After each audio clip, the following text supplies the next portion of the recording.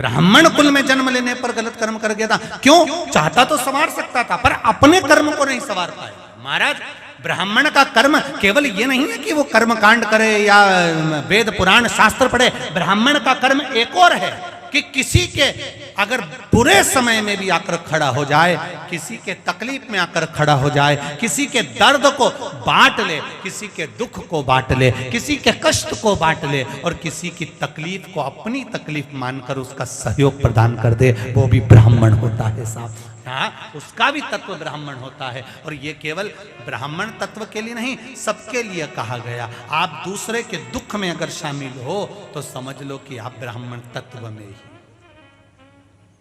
दूसरे के कष्ट आपको अपने लगते हैं, समझ लो आप ब्राह्मण तत्व में। महाराज, शिव पुराण कह रहे, भगवान शंकर का संवाद कर रहा है। शिव महापुराण वर्णन करती है, देवराज नाम का ब्राह्मण चोरी का धन लेकर गया था। वो चोरी का धन लेकर वापिस मंदिर से बाहर निकला, बेलपत्री के वृक्ष के नीचे उसके प्राण छूट गए। अपनी उस माता ने, देवराज नाम के ब्राह्मण की माता ने एक लोटा जल जो शिव जी को समर्पित करा था, उसका पुण्य ये मिला कि देवराज को अंत समय में देवलोक भगवान शिव का धाम मिला।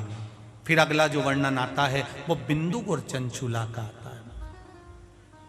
एक बिंदुक नाम का ब्राह्मण जिसकी धर्म पत्नी का नाम चंचुला देवी था, बिंदुक भी गलत कर्म कर कर अपने प्राणों को त्याग दिया था।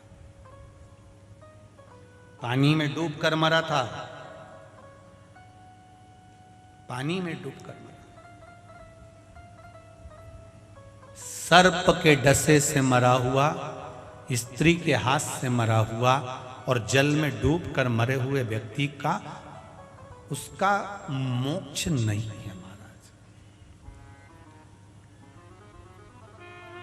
उसका मोक्ष नहीं है। स्त्री के चक्कर में, नारी के चक्कर में, स्त्री के हाथ से अगर कोई मर जाता है तो उसका भी मोक्ष नहीं है।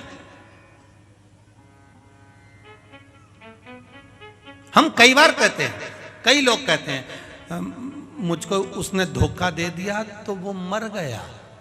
हम काय को मरे? स्त्री के चक्कर में, नारी के हाथ से,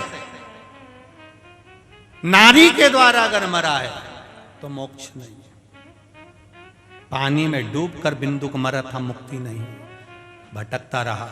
चंचुला देवी ने काशी में जाकर शिव महापुराण की कथा का सुख पाया, शिव का धाम मिला। विनय करी, मेरे पति को मुक्ति कैसे हो, मेरे पति को मोक्ष कैसे हो?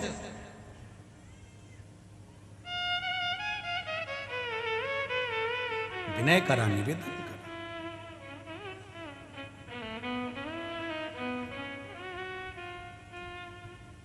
तब